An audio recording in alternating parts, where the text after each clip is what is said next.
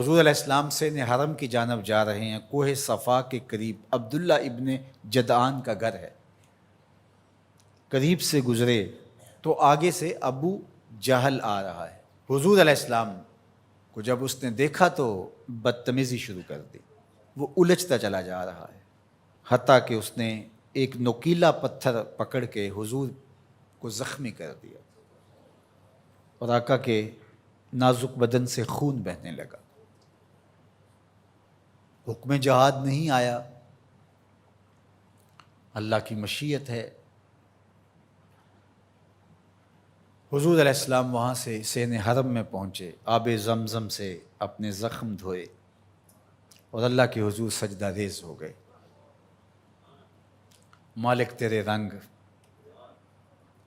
یاری تیری سونا پر ازمیشاں تیریاں اگ، سونا پرکھیا جامدہ ہے نال اگاں دے لگ۔ حضور کے چچا حمزہ بن عبد المطلب ابھی اسلام نہیں لائے تھے، شکار کرنے گئے ہوئے تھے۔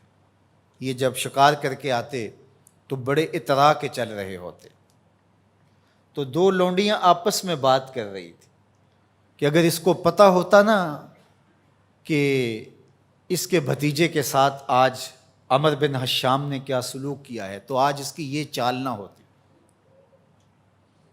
تو حمزہ بن عبد المطلب کے کان میں یہ بات پڑ گئی، اللہ اکبر، رک گئے۔ وہ جو فاخرانہ چال تھی تبدیل ہو گئی۔ تجسس سے پوچھتے ہیں کیا ہوا، انہوں نے ساری کہانی سنائی۔ بس غصے میں آ گئے، کمان ہاتھ میں پکڑی تھی، اسی طرح سیدھا سین حرم میں پہنچے۔ صنادید قریش نشستیں جمائے بیٹھے تھے، ابو جہل بھی اپنے چیلے چانٹوں کے ساتھ ایک نشست پہ براجمان تھا۔ کمان کو زور سے اس کے سر پہ مارا اور کہا کیا تو نے محمد کو لاوارث سمجھ لیا ہے صلی اللہ علیہ وسلم۔ خیر ابو جہل کا سر پھٹ گیا، اس کے چیلے چانٹے اٹھے، لیکن بڑا کائیں شخص تھا ابو جہل۔ اس نے کہا کہ یہ اس وقت تو تنہا ہے، لیکن اگر سلسلہ چھڑ گیا تو بنو ہاشم بھی آ جائیں گے، اور میں نے بہت سری زیادتی کی ہے۔ اس نے کہا بس بس بس چھوڑ دو، مجھ سے کچھ ہو گیا تھا۔ اب حضرت امیر حمزہ حضور کو تلاش کرنے لگے، اور حضور سین حرم میں سر جھکائے سجدہ ریز تھے، اور یہ جا کے پاس کھڑے ہو گئے، یا ابن اخی، اے میرے بھائی کے بیٹے۔ حضور نے سر نہیں اٹھایا۔ پھر انہوں نے کہا یا ابن اخی، اے میرے بھائی کے بیٹے۔ حضور پھر سجدے میں سر رکھ کے رو رہے ہیں۔ پھر انہیں تیسری مرتبہ کہا یا ابن اخی، اے میرے بھائی کے بیٹے۔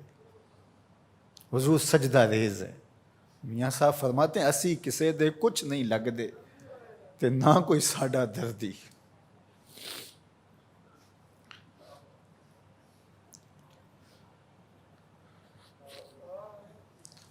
خیر حضور نے سر انور اٹھایا تو کہا بھتیجے تو خوش ہو جا، میں تیرا بدلہ لے آیا ہوں۔ حضور نے بڑی بے نیازی سے کہا کہ چچا مجھے کوئی خوشی نہیں ہوئی۔ کہا میں اتنے بڑے سورما کا سر پھاڑ آیا ہوں۔